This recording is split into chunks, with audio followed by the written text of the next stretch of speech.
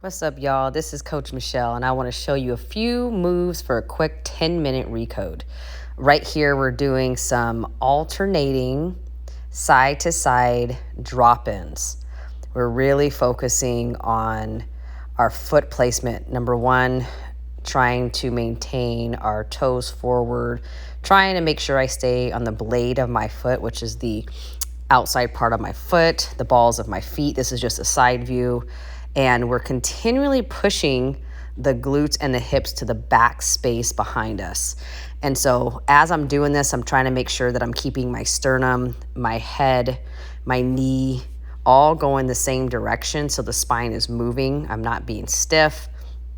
And then I go straight into some hinge work. And you can take a beat right for a minute between these exercises, but then I go into a hinge hold. You can hold that for anywhere from 30 seconds to a minute, and then I go right into some high lows. So I go to a low position, deep squat, up to a squinge, tearing apart that piece of paper on my way up, internally rotating those inner hips, and really pushing the glutes and that tailbone up to the sky, getting a nice length in my hamstrings. Maintaining foot position. My toes, I'm on the balls of my feet at this point, heels are elevated. And here we go into a hinge hold before we go into our next work.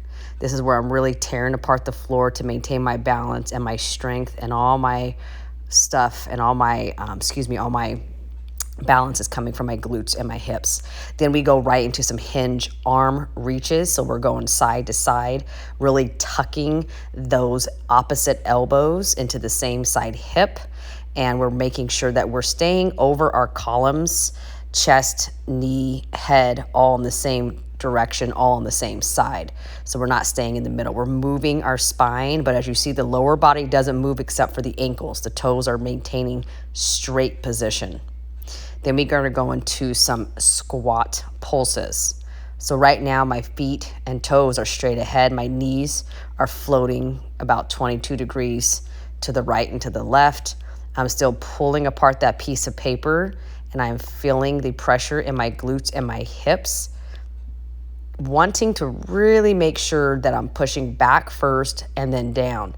We really want to ensure that the hips go back, feet are planted, pull apart your hips and your thighs, press into the ground, tear apart that piece of paper with the blades of your feet, and really keep your knees should be behind your shoelaces.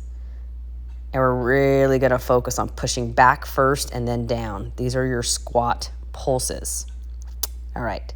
Shake it out, shake it out. We're going to go into the next thing. The next thing we're going to do is drop-ins. First on the left-hand side, so we find our foot placement, toes straight ahead, checking to make sure my sternum and my knee are in the same line. My head is not going outside of my columns as best as I can do it. Without a mirror, if you have a mirror, you can really maintain your columns well. But here's just a couple drop-ins. Remember to push the hip back. Your knee is secondary. It will actually rotate to the right a little bit, or to the left on the left side. But all the action is coming from my ankle first and then my hip. I want to make sure that my chest, my head, my knee are all aligned. So we don't want to stay stuck in the middle. So I really fight to make sure I stay in my columns. I'm really rotating. My ankle is kind of hard to see unless you zoom in, but I really want to focus on my feet and my ankles moving first. So now we're going to get into this, just a drop in how it looks on the side. Again, kind of what we're looking at. Really, as you see, my chest is all the way positioned to the left in this drop in. And then we get into some drop in holds on the left side. We're going to hold the position for as long as we can. Feel that glute, feel the power coming from the blade of your foot, and stay back in your back chain. We're going to do the same thing here on the right-hand side. We're going to press our foot into the ground, push our hips and our glutes back, make sure our head and our chest are aligned over that right knee, and then we're going to press into that foot, push back into that glute, and that hammy, you're gonna feel it on the bottom part of your glute, the top and the side. and we want to go ahead and shake that out. Again, you can hold that for as long as you would like. I usually try to hold for at least 15 seconds if I can, once I find the positioning. The biggest thing is making sure you're aligned. If you have a mirror, please do it in front of a mirror first so you can make sure that your head, sternum, knee are all on the same side, all in alignment, and then just push that hip back and hold for as long as you can. Try to keep that big toe down. We don't want that big toe of your foot to come up. And then we want to pull our chest up a little bit more and really press that on this side, we're going to have our right elbow really taken and driving it toward our right hip as we're holding the position on this right hand side. So all the power right now is all coming from that blade of my foot and my glutes and my hips. So you really want to push your glutes and hips back and feel it. Then right here, I just kind of flow out of it. And I want to go ahead and get into some bolt calf rockers.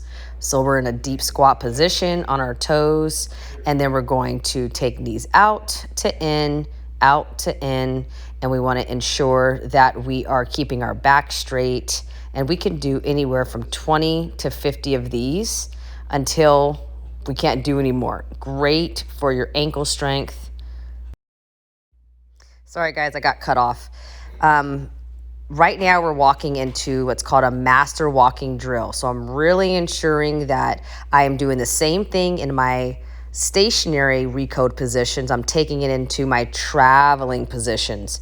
I'm still ensuring that my head, chest, and knee are all going in the same direction. So my spine is moving from left to right. It is not staying stationary by being in the center during this jaguar crawl. My toes are pointing forward with whatever foot is going first.